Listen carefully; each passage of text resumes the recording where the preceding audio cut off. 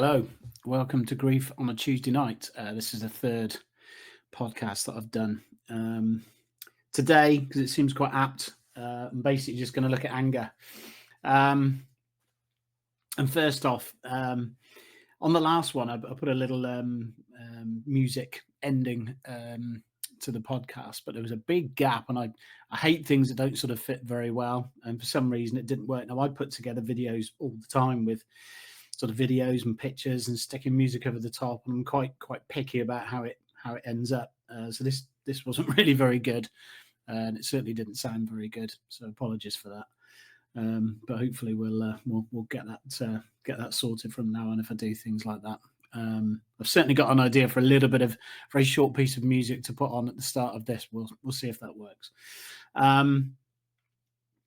But yeah, anger. So one of the things I was quickly sort of put right on in the group therapy sessions that I went to was that it is okay to be angry and really angry, and it's normal. It's not something where you've got to look at yourself, as I probably was at the time, and thinking there's something really wrong here, that I could get so wrapped up and frustrated and angry about such little things as well as the big things.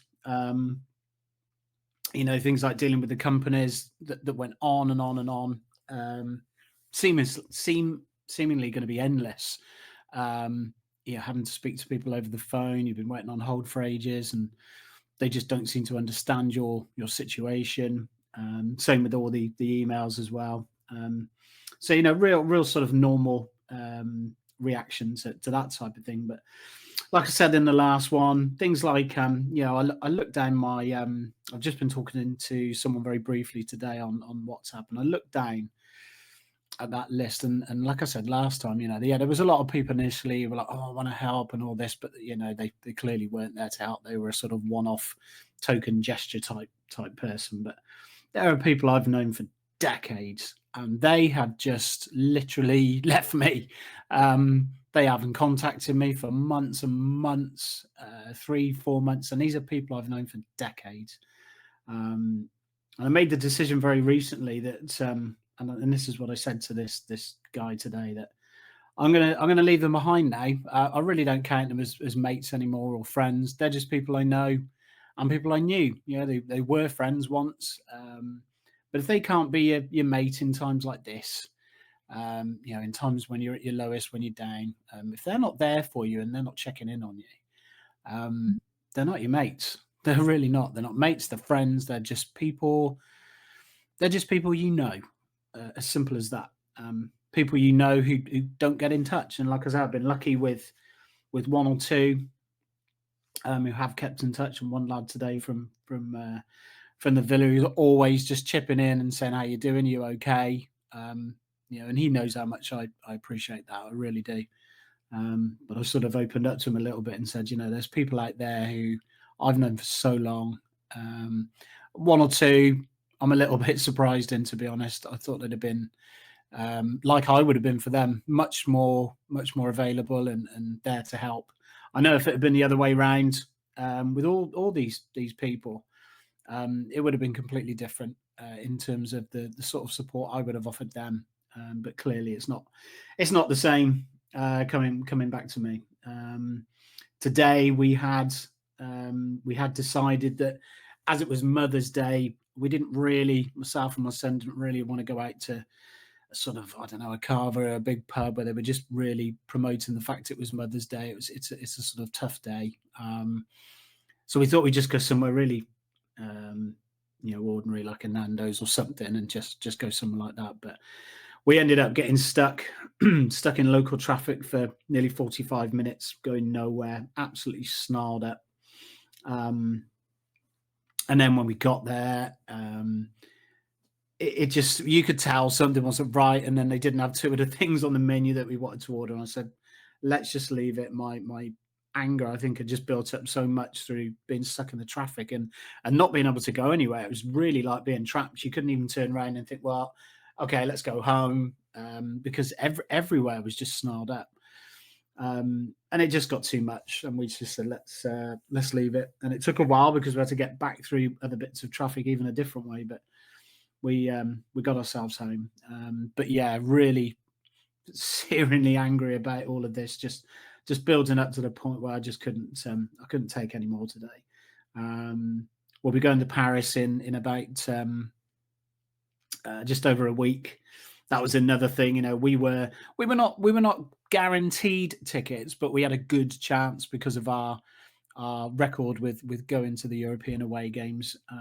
Looking at the mathematics and the numbers involved of people who've been to sort of all the games and then 4 and 3 and 2 and 1, and people with one were thinking they had a chance, and it turned out we had no chance because so many of those tickets got taken away and given elsewhere. I'd already contacted the club about it, and they've clearly lied when they've come back. Really, really lied. But I haven't. I just don't have the. I don't have the heart or the inclination to follow it up or to get involved with it anymore. But we're still going. We're going to try. I've spoken to a friend who's a Liverpool fan, and he went a few weeks previously. And he did say that some people he knew got tickets in the home end. So we're gonna try. We're gonna see how that turns out. But if it proves too difficult, we'll leave it and we'll just have a few days over there away, and we'll just see how that sort of goes. But yeah, it's definitely be a case at the moment that sort of general little things when they do go wrong. We're having a bathroom refit at the moment, and to be fair, the workmanship is first rate. It's excellent, but it's just very slow. It's a guy on his own. And on the first day, within an hour, he got on the nerves of one of my neighbours, who we get on really well with, and he himself actually was very supportive. Came over a couple of times and spoke to us, and always says hello and sticks his hand in the air. And suddenly find out that this guy doing the bathroom had quite the temper on him, and we were in a real stage of what on earth do you do? It was sort of too late to back out, and yeah, it's been a good job, but it's just seemingly taken absolutely forever. We're sort of 4 days in, we've got 3 more to go. We were hoping it would have been sort of almost done by Tuesday, but it looks like it's going to sort of slip into Wednesday as well. So we've decided to just sort of take a step back and let him get on with it. When we've had people coming around doing work, recently, we always like to talk to the people involved. We've had people doing landscaping for us, been great. Or I go out 2 or 3 times, make them a drink, have a chat with them.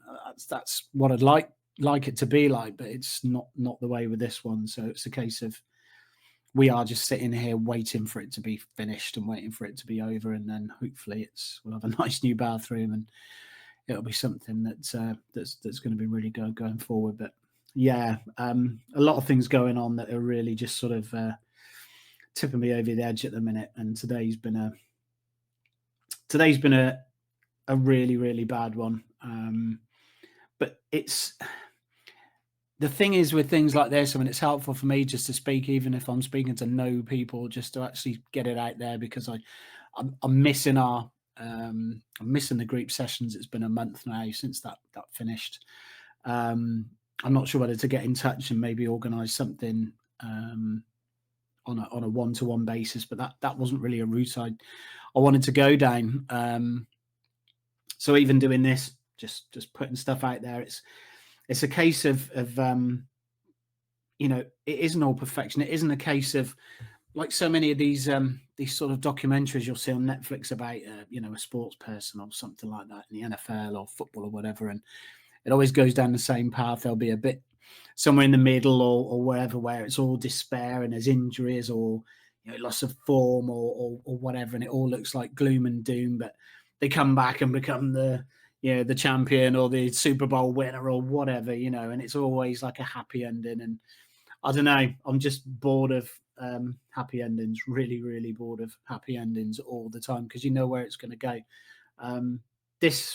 This thing that I'm doing now, it isn't about that, and it's just to show that it isn't all about perfection and happy endings and whatever. I mean, I'm sort of, I don't know, I'm 5 months, 5 and a bit months in now, and yeah, every day's different. Sometimes you haven't slept, sometimes you have.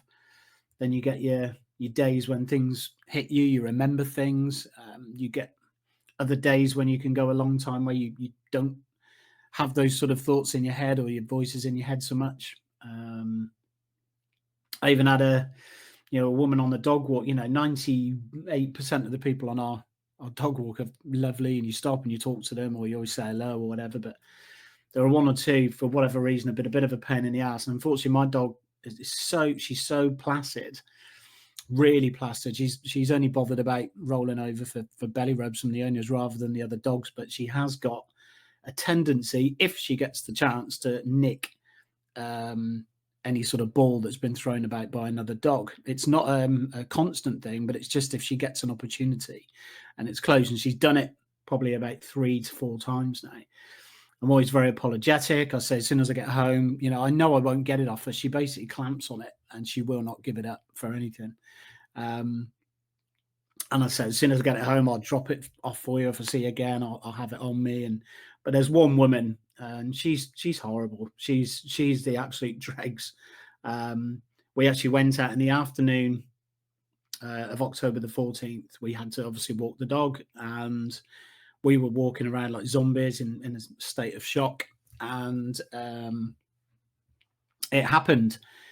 And this woman had made a comment about a week before, saying something about, and she'd sort of walked past, but said it slyly, not to me, about, that dog's a ball stealer, Oh my God, really? What? And on this day, on the 14th, my dog's running around for a ball, and she walks right next to us, literally right past us. And lo and behold, their dog drops the ball, ours grabs it, no chance of getting it off. She starts, and of course, the timings couldn't have been more wrong. I was shouting at her. I was so angry. And I shouldn't have really had to said what state we were in and why, but I did, and explained what had happened. And as soon as I'd finished the sentence, she said, well, my husband died 6 months ago. And literally there was no empathy. There was nothing at all to think about what I just said. It just became about her. And I just left it there, and we walked away. But this happened the other day. She came back again. I hadn't seen her for a few months. I was sort of hoping that she was going out at different times or whatever. But she did the same again, and it's almost like she wanted the confrontation of it. She walked right past us. That's my catchphrase buzzer on the phone. She walked right past us again. Their dog just drops the ball, and ours picked it up, and she ended up with both her ball and this other dog's ball in her mouth, and just would not cough them up until she got home. And she was making sulky comments, and in the end I had to walk away because I just don't know what I'm going to say at times like this, how far it's going to go in terms of what I say to her.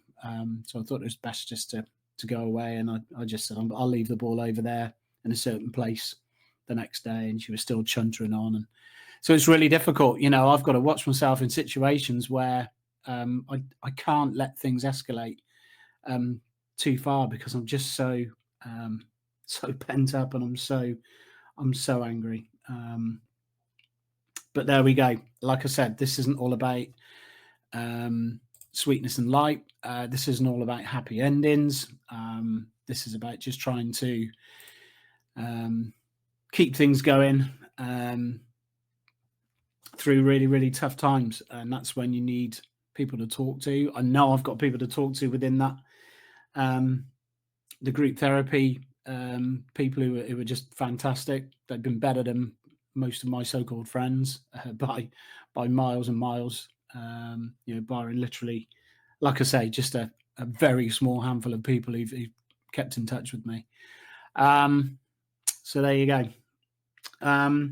So in terms of what have we got? Let's see. How can we lighten this up a little bit? Because this has been a bit of an angry one today.